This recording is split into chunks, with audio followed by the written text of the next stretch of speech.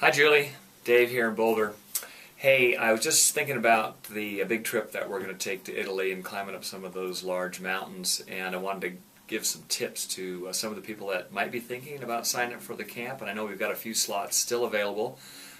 First off, it's really open for all people. I mean, obviously on paper the camp looks kind of challenging with those big mountains, but as we've done the last couple of years in France and also Spain, we've been able to handle all different ability levels, and if you want to stop after X number of kilometers or miles, we're able to pick you up and sag you up the hill a little bit further, then you can do that again. We did that in Mount Ventoux last year, and that was a lot of fun, and people had a great day, and they certainly got a lot of climbing in. So if you're a little on the fence, and you're worried about your cycling skills, don't worry, we can accommodate you. But I just wanted to share a quick tip today about cycling. One of the things that you can do while you're practicing your cycling, particularly on seated climbs or going up any sort of gradient, is to make sure that you keep your chest open. And what I mean by chest open, you want your chest high and you want your ribs high.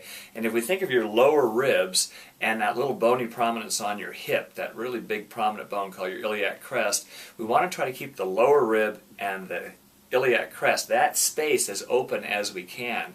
So if you do that and you sit nice and tall and bring your chest up, you're not going to slouch on the bike like this. You want to be, again, tall while you're on your bike with your arms nice and relaxed. The second thing is you want to open up your chest, and not really for breathing, but really to maintain your musculature so that it's active and functional. And what I mean by that is that if you think of your backbones, your scapula, you want to retract your scapula like you're tucking them into your back pocket so your shoulders are nice and square.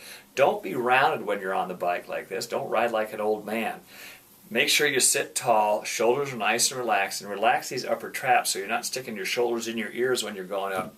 And lastly, there's a small muscle, it's actually a fairly big one, that sits real deep, and it's called the transverse abdominis.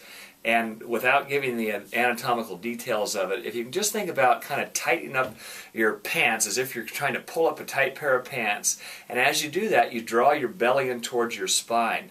You don't want to tighten your six-pack, your rectus abdominis, and the TA is right to the side. So if you think of tightening those lower abs as if you're pulling on those tight pants, that will help stabilize your spine. And when you stabilize your spine, you're going to maximize the oomph out of your glutes.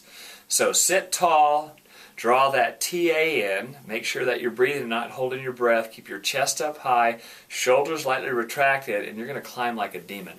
Hope that helps, and we'll see you in Italy.